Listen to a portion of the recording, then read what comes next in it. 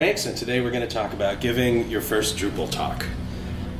So just a little bit about who I am. I've been a software developer for, I guess we're going on 30 years now professionally. I've been doing Drupal since 2013. I work for a great company, thank you, Will, called Breakthrough Technologies, where Will and I have worked together. What?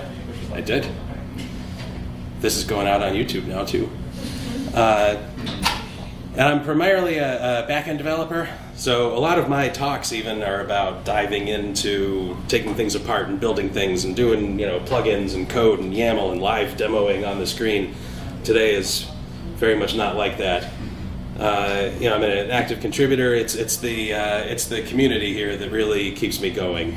I was in .NET for a very long time, and the switch over to a nice, more inclusive, more diverse community than that, where I can actually do some good and contribute, has really made a big impact on how I view my own career.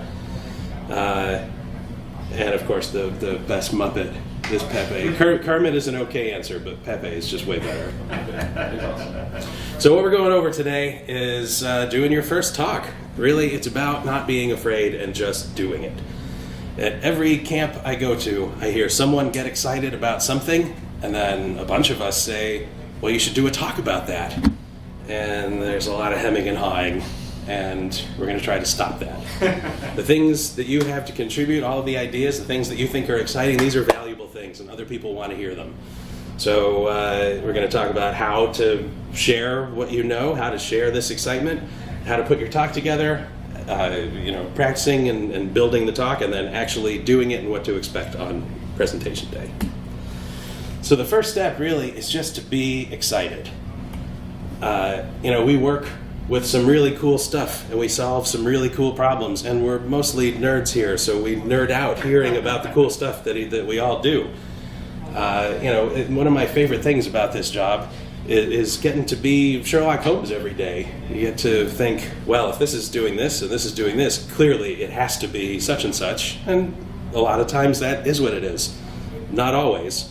So we solve cool problems all the time, and these are such prevalent issues, especially with an open source kind of a platform, that someone else is facing this same problem. We've all solved these problems so many different ways. On our contribution guidelines, we even have rules around if you are developing a module and you want to contribute it, and there's another module that does something like what you want. Talk about teaming up. It's because we're all solving the same problems. And those solutions can help other people. So share them. Don't be afraid is a big part of this. Sometimes you got to just swallow it down and do it. One of my favorite quotes about public speaking is from Jerry Seinfeld, when he's saying, according to most studies, I don't know if I can do a Seinfeld impression right now, people's number one fear is public speaking. Number two is death. Death is number two. Does that sound right? This means to the average person, if you can go to the funeral, you're better off in the casket than doing the eulogy. So yes, public speaking is a real fear. But here, look at this room. We have 7 people in this room. It's fine. We won't hurt you. Right. But we've a bunch of us. We've given rooms or talks in huge rooms, and there's 50 people in there. Look at the keynote. There were over 100 people in there. Just pick a place to look at and talk. People are there because they want to hear, not because they want to make you feel bad. Usually. You don't have to know. You don't have to be a complete subject matter expert on whatever you're talking about. Just have something that you're excited about and talk about it. And then, we have a bunch of different ways to try out whether an idea is really talk-worthy. Something we do at camps, we have these 5-minute lightning talks. That's a good way to, to give something a quick little test run. Or, like at my company, we have, like a monthly lunch kind of a thing where someone can put a talk together. Or even if you don't have a standardized thing like that, just bring up to your manager, hey, can I do a little presentation for our group? I just want to, I did something cool. I want to try it out. Most of the time, they're going to say yes. So now you have an idea. And there was we had a discussion last night.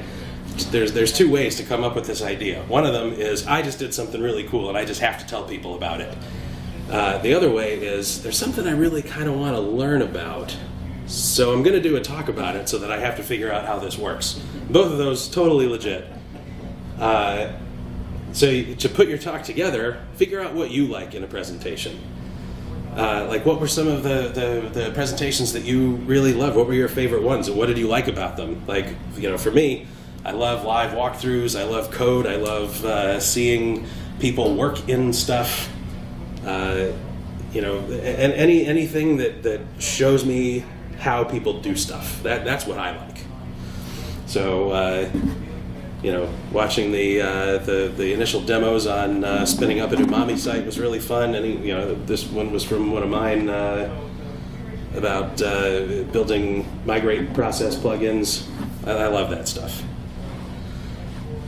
Now, when you're putting your talk together, a lot of people here, like there's big jokes about Drupal talks and cat pictures or whatever. I tell you, this is the very first non-technical picture I've ever put in a slide. So I picked Captain Picard. But everybody loves cat pictures. And make sure your views are cat, people.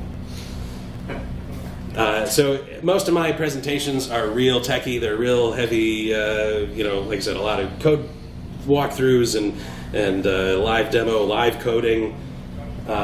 This is the least technical talk that I've probably done in 10 years.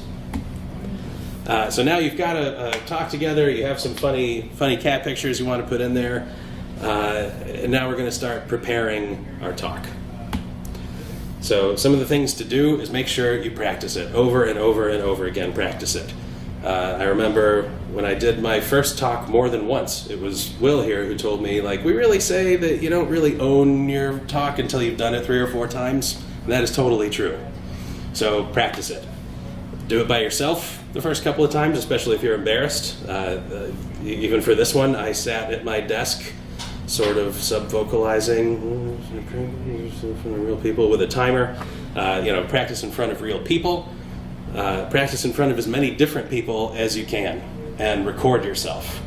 This is important. We'll get to this a little bit later. One of the things that people do a lot is they speak too fast, or they do a lot of ahs and pausing. You just listen to yourself talk. Get a good rhythm going. Make sure that you're practiced and confident in what you're trying to say, and then just talk. When you have live demos, or any sort of demo, just practice those over and over and over again. At your talk should never be the first time that you're trying something. We've seen this, and it doesn't go well. And when you get feedback, improve your presentation incrementally. Just like software development, this is the little incremental spiral. If you get some feedback and then you go and you change everything, well, that feedback's not really valid anymore because it's not the same talk that was just critiqued. So on the don't list, don't put off writing your presentation until the day before. Again, this is something that a lot of us have done. I was thinking, I love your story, I tell it a lot. We were at a Drupal meetup group. There was a talk about, it was putting together views fields handlers. And the talker was saying, just ignore all of the commit times on these because they were all 30 seconds before he got up. So, for your first talk anyway, don't put it off. Write it well ahead of time. Write all of your code well ahead of time. Get them up on GitHub so that people can download them. Get your slides up. Do all of this well ahead of time. Again, this should never be the first time that you're showing anything. And again, between presentations, between iterations here, don't radically change stuff. Just small steps of improvement. So on practicing, it's really just doing it over and over and over again, which sounds tedious, but it's really fun. It gets you really more excited about it. So you practice some more, test it out in front of somebody, and this is a good point here. By the time the camp starts, you're going to be a little bit sick of talking about what you're talking about, but super jazzed and pumped and ready to go. But you'll be okay, and you'll be ready. Everything will be good. Now about presenting. Remember to slow down. You're not giving the APR at the end of a bank commercial. You're just talking. You're trying to impart some information, and that means people have to understand what you're trying to say. So you're going to be talking a lot faster than you think you are.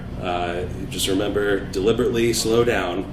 And when you think you're talking just a little bit too slow, that's probably just the right amount. Also, remember not to just bullet through. Don't just rush through everything. Even if you're speaking slowly, don't just rush through everything.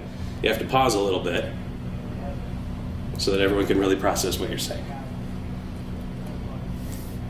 Also, be a dynamic speaker. Vary your tone. Don't just drone on, again, fast or slow. Don't just drone on. One of my great Star Trek quote here. I picked my first meme posts and I did 2 Captain Picards. He just kept talking in one incredibly unbroken sentence, moving from topic to topic so that no one had a chance to interrupt. It was really quite hypnotic. Don't do that.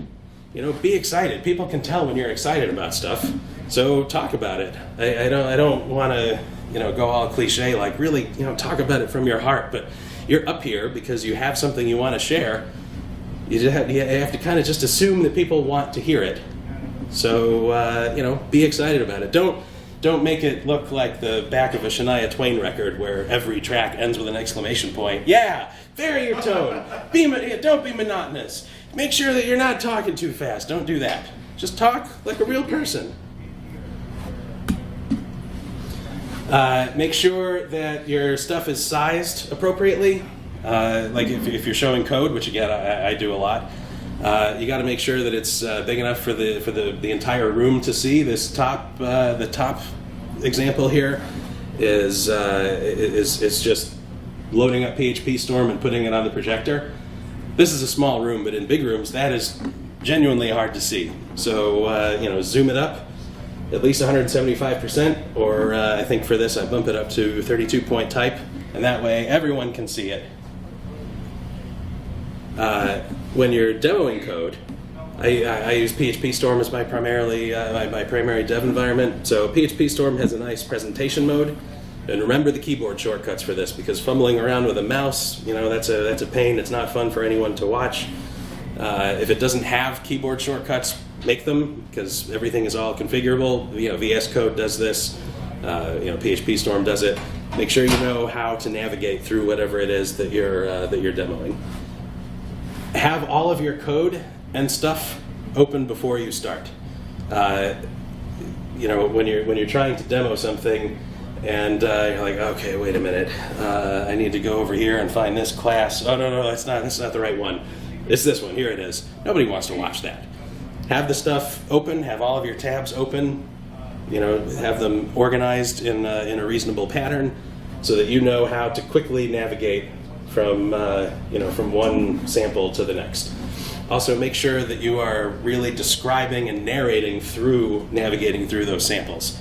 It gets really confusing when you just have a bunch of code windows up, or a bunch of terminal windows up, or browsers with different websites in them, and you're just flipping around and scrolling and moving from thing to thing.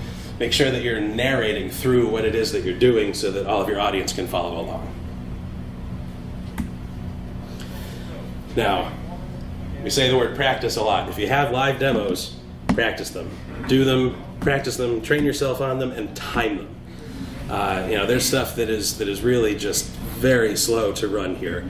Like, I saw a presentation where somebody was talking about, cool custom route parameters and different integration services and custom access checkers. But between every change that you make, you have to clear the cache in order for the routes to rebuild. So every change, we're waiting for like 3 minutes every time. Know what you're doing. Know what you're going to make people watch. And if something breaks, know how to get around it, because chances are something is going to break. You could have done it 1,000 times. Just before you're about to present, you might forget something like clearing out the data that you're importing to demo. Things happen. Make sure you know how to recover. And if something is taking too long, like those like the cache clears and whatever, think about recording what it is that you're trying to demo and play it back at an increased speed. That it takes the liveness out of it. It also means that nothing will break in front of people, but mostly it's just so that no one's sitting there checking their watch like, ugh, I want to just watch a blinking cursor. So again, you can do this. Don't give yourself excuses. Don't tell yourself that you can't. You can do it. The reason that I'm even doing this is because at literally every camp that I go to, someone is really excited. They're like, "Oh, I did something really cool. Like, let me just show you." And it is cool. Or sometimes it's not. Whatever. But it's cool to them. Like, you should do a talk on that. Well, I mean, I'm not an expert on it. It doesn't matter. You have done something. Well, I mean, but everyone else up there, like, you guys are also knowledgeable. Like, yes, but so are you. Like, you have done something. You can do it. And then what if people don't like my solution? Well, if you're lucky, they will say something nicely, and then by the time your talk is over, you will have learned an even better way to do it. So don't be afraid of that either. I'm not a Matt Glomman, I'm not a Jeff Geerling. That doesn't matter. Just talk, because I've talked at 12 camps and whatever. There was a time I hadn't either. Just get up in front of people and start talking. The thing to remember is that you're excited about doing something or solving something, and whatever you did has potential to help somebody else. So mostly it's just doing it. And I'm not going to put a Nike swoosh or anything up on here. It's really just doing it.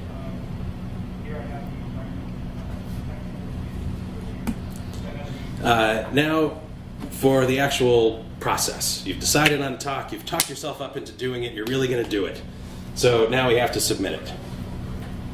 So number one, check the submission dates for whatever it is that you are submitting to. Like for DrupalCon this year, I actually missed those dates because I thought that I put it in my calendar wrong. I thought it was something else, and I missed it. So check the dates. Make sure you set up a reminder and submit it on time. Also, make absolutely sure that you follow the rules behind your submission. If they're asking you for, a link to a blog post about what you're talking about, make sure you put it in. If it's got to have, slides beforehand, do it. The easiest way to get your submission disqualified is by not giving the organizers what it is that they want. Don't be afraid to submit multiple topics. I submitted even for MidCamp 3 or 4, 5 different things, and 2 of them got picked.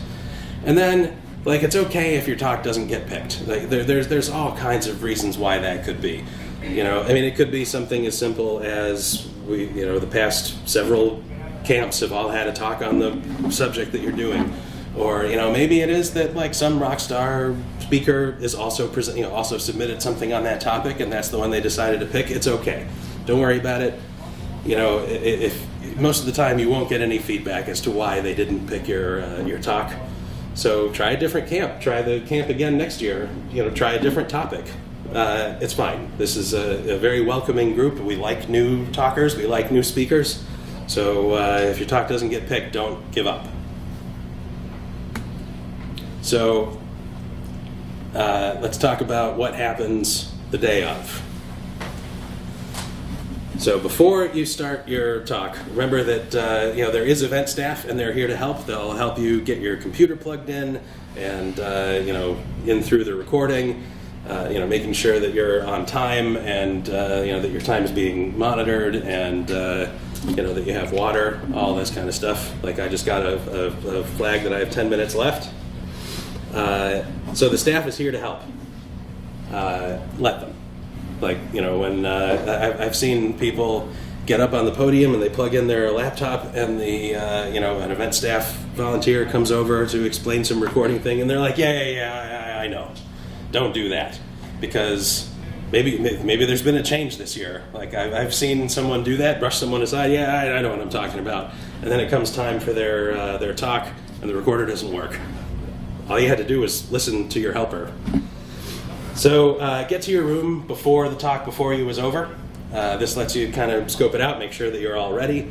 And then when they're done, connect. So again, plug in, connect to the recording device, know how to work it. And again, someone will explain this to you. And then to get your own self ready, make sure you go to the bathroom before you start. You don't want to be, all distracted, like, just make sure you have water handy. Be calm, be in a state where you're not putting yourself in a don't self-sabotage. So drink water before your talk. Don't do soda, because you don't want to be one of those people that is just talking through a burp or something like that. Just don't do anything that's going to sabotage your voice. That's what people are going to listen to. Same thing with something real dairy or creamy, like that's going to thicken up your voice. Alcohol, people think, all right, I'll just have a drink, that'll smooth me over, and I'll be able to give my talk. I won't be nervous. Just don't do that. Make sure to lube up your lips before you start. Keep an eye on your time.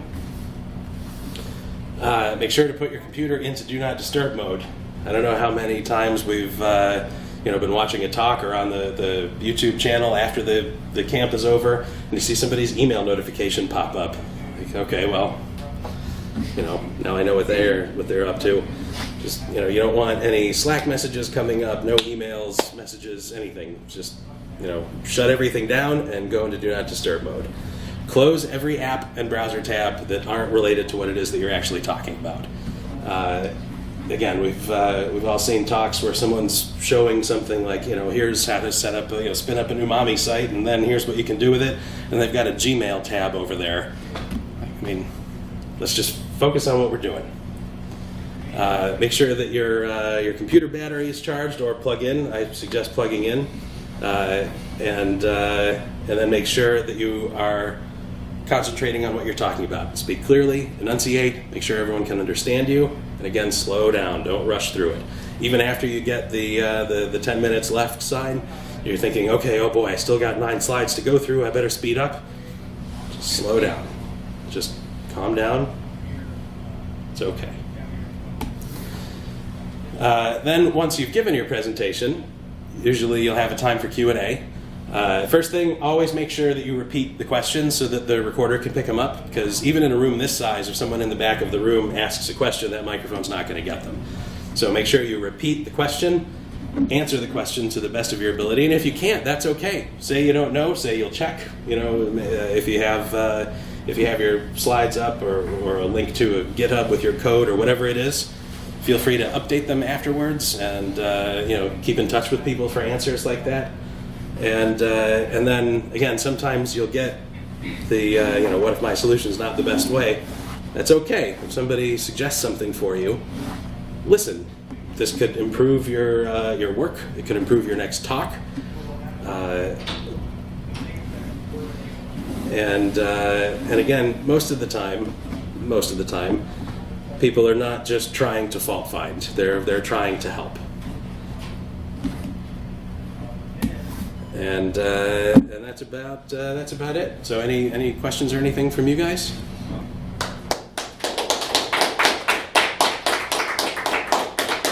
Again, usually my talks are fairly technical, so I always leave a few minutes at the end for questions. But this one is more or less self-explanatory. What made you want to first start speaking at Drupal or at MidCamp and about what it is you do? Like, how did you go from wanting to have something to talk about to being that guy 10, 15 years later? Or So, 15 years ago? what was it that inspired me to start talking at camps? I am a test-driven development and behavioral test evangelist at any of my companies, and going back 5-6 years, there was BHAT support for Drupal, but not a lot of people were using it. It was still kind of underground, and Drupal 6 and 7 they were difficult to unit test, especially in a way that I was used to, coming from such a regimented .NET multi-tier sort of application structure where I will write an NUnit test for this, and then I'll write out the code that does it, and then before I deploy, I run my whole suite and whatever. For Drupal 7 anyway, like that's a major pain. So here's Behat, and it's this cool thing where you can have almost natural language, steps for how to do that testing. And as soon as I heard about this, I started plugging this stuff in and getting all my stuff tested, and like this is amazing. I have to share this with everybody. Everybody should be testing because it makes all of our jobs easier. It's something that I was extremely passionate about and very into, and that's something that I have championed on every team that I've ever belonged to. So it was a natural fit. Like there's just that no one is talking about this, and we should be. Sure. Yeah, I think one of the points that I always kind of struggle with is part of it is like the mind reading of the audience, if you will, what they're thinking with, whenever you present, like, is this like a good presentation, what have you. And I think the points that you present, I think, are really helpful to try to, not get into that kind of thinking a little bit. But yeah, forget those guys. Yes, exactly. But I was just curious a little bit about, I don't know if you had experiences with just, the Drupal kind of Q&A periods. It's just like, I always kind of wonder just like what the feeling or the mood is like when you finally present. Like we were talking about a little bit earlier, academia is like really intense with the Q&A period. What is your experience? So what the Q&A is like after, during your presentation, for the most part, it's curiosity. It's friendly. It's I've been thinking about doing something like this, but my case is a little bit different. How would I do this for what I need to do? And then maybe it's not that different. Maybe it'll still work. Maybe, I don't know. Let's go look after the talk. It is not academia. It's not that hard and heavy. Again, like all of us, this is a voluntary thing. We're here because we want to be, for the most part. The talks we pick, these are the ones that we want to see. We're not going to heckle. We're not going on some sort of on a dissertation review board because we have to be there. It's not that. You're not being. Your talk's not being judged. Like you're not losing points for don't have typos on your slides, but but most of the time it's friendly. I haven't had. I don't think in all this time I've had a question asker who was really deliberately hostile.